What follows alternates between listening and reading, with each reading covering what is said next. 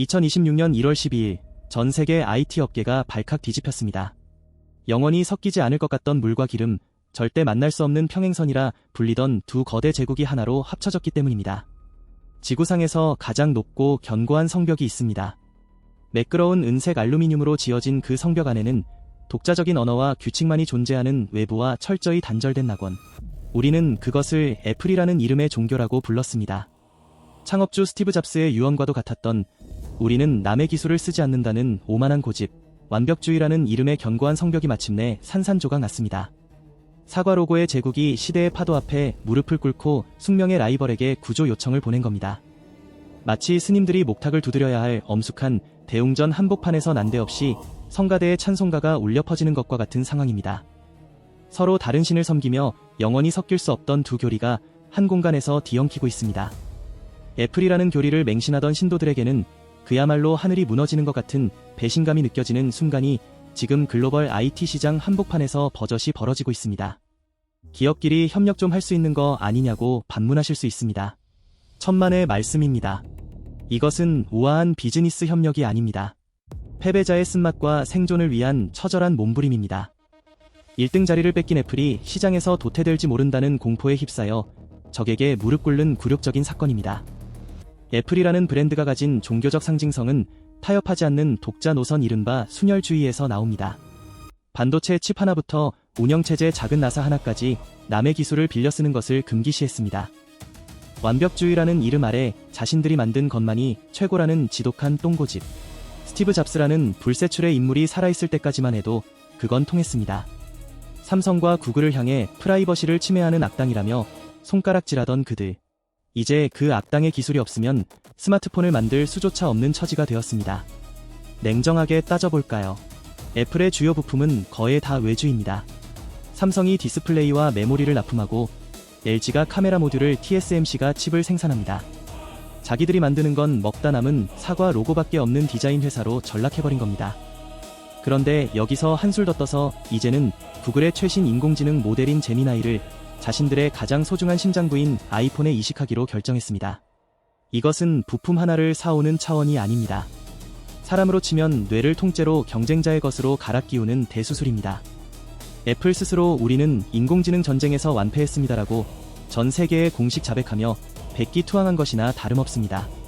도대체 무엇이 그토록 오만했던 거인의 콧대를 꺾었을까요? 이유는 처참합니다. 애플이 10년 넘게 수십조 원을 쏟아부으며 공들여 키워온 인공지능 비서실이가 사실상 뇌사 상태 판정을 받았기 때문입니다.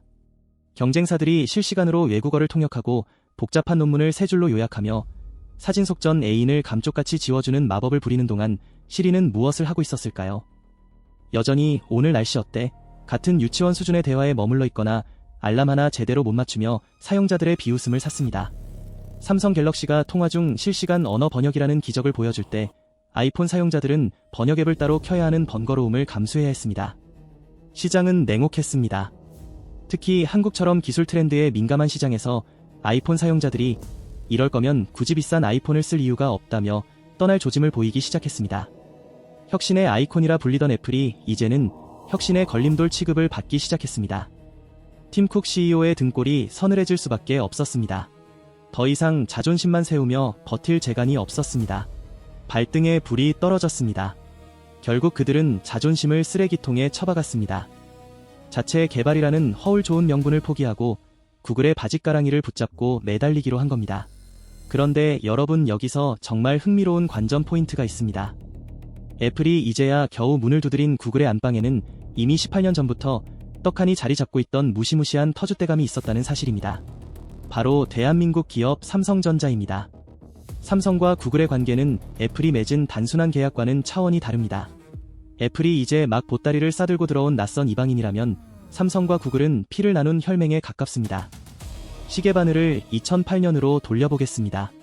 스티브 잡스가 아이폰을 내놓으며 세상을 호령하던 그때 구글은 모바일 시장에서 존재감이 없던 삼성을 찾아가 손을 내밀었습니다. 그렇게 탄생한 것이 최초의 안드로이드 폰이었습니다. 그때부터 시작된 두 회사의 동거는 2014년 서로의 특허를 광범위하게 공유하는 크로스 라이선스 계약을 맺으며 절정에 달했습니다. 단순한 비즈니스 파트너십이 아닙니다. 서로의 가장 깊숙한 기술적 비밀까지 공유하며 내 것과 내 것의 경계를 허문 운명 공동체입니다. 18년이라는 압도적인 시간의 격차가 왜 무서운지 아십니까? 삼성은 이미 2024년 갤럭시 S24 시리즈를 통해 구글의 인공지능을 기기의 뼈와 근육까지 결합하는 최적화의 끝판왕을 보여줬습니다. 플레이스토어에서 앱 하나 다운로드해서 실행하는 차원이 아닙니다. 구글 본사가 있는 미국 마운틴뷰와 삼성의 수원 사업장을 오가며 수천 명의 엔지니어들이 10년 넘게 밤낮 없이 머리를 맞대고 만들어낸 결과물입니다. 인공지능이 돌아갈 때 발생하는 엄청난 열을 어떻게 식힐 것인지, 배터리 소모를 어떻게 줄일 것인지, 칩셋 설계 단계부터 운영체제 최적화까지 뼛속 깊이 협력하지 않으면 불가능한 기술입니다. 통화를 하면서 동시에 실시간 통역을 돌리는데도 폰이 뜨거워지지 않고 배터리가 버텨주는 그 기적. 하루아침에 돈을 싸들고 간다고 해서 살 수 있는 게 아닙니다. 반면 애플은 어떻습니까? 이제 막남의 집에 얹어 사는 불편한 세입자 신세입니다. 구글 입장에서 삼성은 18년을 동고동락하며 집을 같이 지은 배우자라면 애플은 돈이 급해서 방 한 칸 내준 월세 내는 까다로운 손님일 뿐입니다. 과연 구글이 삼성에게 주는 것만큼 핵심 소스 코드와 최적화 기술을 애플에게도 퍼줄까요? 어림도 없는 소리입니다. 구글과 삼성이 거실 소파에 앉아 귓속말로 차세대 기술을 논의하고 있을 때 애플은 문간방에 쭈그리고 앉아 눈치를 봐야 하는 상황입니다. 겉으로는 웃으며 악수하고 계약서에 도장을 찍었지만 책상 아래서는 서로의 발을 밟고 있는 이 불편한 동거. 자존심 강한 애플에게 얼마나 큰 굴욕감을 줄지 짐작이 가십니까? 더욱 치명적인 것은 데이터의 주도권입니다. 삼성과 구글은 오랜 기간 안드로이드 생태계를 함께 키우며 방대한 사용자 데이터를 공유하고 학습해왔습니다. 하지만 폐쇄성의 끝판왕인 애플은 자신들의 데이터를 구글에게 넘겨주는 것을 죽기보다 싫어할 겁니다. 그렇다고 데이터를 주지 않으면 인공지능은 멍청해질 수밖에 없습니다. 진퇴양난입니다. 구글의 기술을 빌려 쓰지만 구글에게 모든 것을 보여줄 수는 없는 딜레마. 이 어정쩡한 스탠스 때문에 애플의 인공지능은 삼성의 갤럭시처럼 기기와 완벽하게 하나가 되지 못하고 겉돌 수밖에 없습니다. 몸에 맞지 않는 남의 옷을 빌려 입은 것처럼 어색하고 불안정한 성능을 보여줄 가능성이 큽니다. 삼성이 이미 기초공사를 끝내고 건물을 100층까지 올리고 인테리어를 하고 있는 시점에 애플은 이제야 허둥지둥 설계도를 들고 와서 땅을 파고 있는 꼴입니다. 기술의 세계에서 시간은 곧 실력입니다. 18년이라는 세월 동안 쌓아올린 삼성과 구글의 견고한 성벽을 이제 막 항복하고 들어온 애플이 단숨에 뛰어넘을 수 있을까요? 불가능에 가까운 미션입니다. 애플의 굴욕은 여기서 끝이 아닙니다.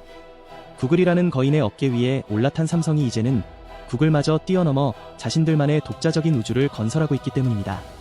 며칠 전 라스베이거스에서 열린 세계 최대 가전 박람회 CES 2026에서 삼성이 공개한 비장의 무기, 2번 접는 폰 트라이폴드를 보셨습니까?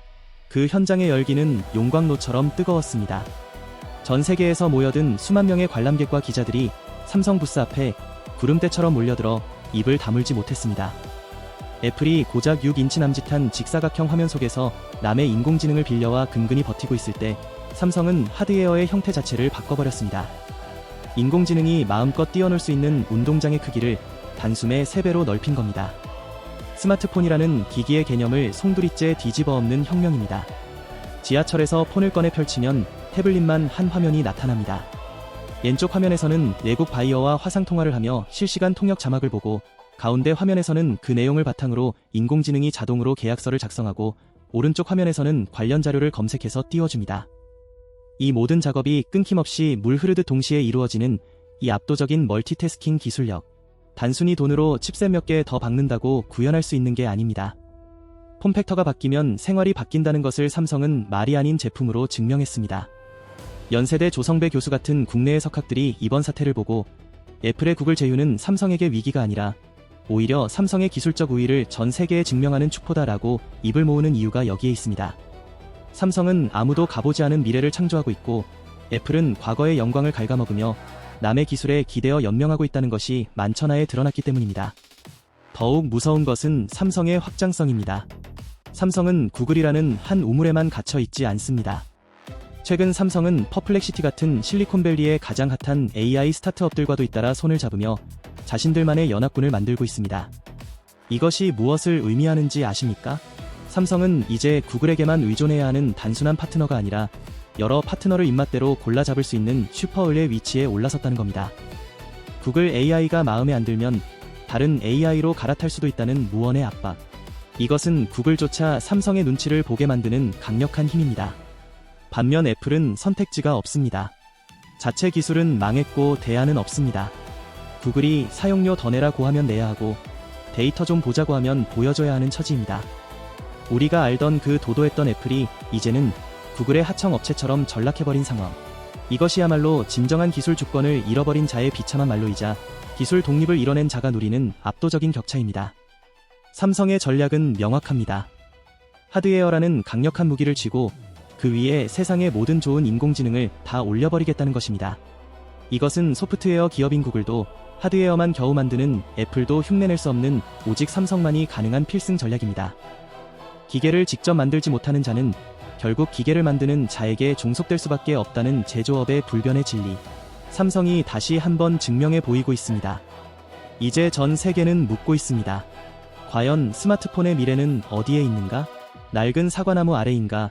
아니면 찬란한 은하수 위인가? 답은 이미 나와 있습니다. 접고 펼치고 연결하며 사용자의 삶을 실질적으로 바꾸는 혁신. 그 혁신의 중심에 대한민국 기업 삼성이 서 있습니다. 불과 몇 년 전만 해도 삼성 갤럭시는 아재폰이라 불리며 조롱의 대상이었습니다. 디자인이 투박하다느니 감성이 없다느니 하며 특히 젊은 세대에게 철저히 외면받았습니다. 소개팅에 나가서 상대방이 아이폰이 아니면 호감도가 떨어진다는 우스갯소리가 돌 정도였습니다. 하지만 역사는 언제나 돌고 돕니다. 영원할 것 같았던 제국도 오만함에 빠지는 순간 무너져 내린다는 것을 우리는 수없이 목격해왔습니다. 15년 전 전 세계 휴대폰 시장의 절반을 집어삼키며 제왕으로 군림하던 노키아는 배터리도 갈아 끼우지 못하는 아이폰이 무슨 전화기냐며 비웃었습니다. 하지만 그 오만함의 대가는 처욱했습니다. 변화를 거부하던 노키아는 불과 몇 년 만에 역사 속으로 흔적도 없이 사라졌습니다. 코닥이 디지털 카메라를 무시하다 망했고 소니가 아날로그 워크맨을 고집하다 왕좌에서 내려왔습니다.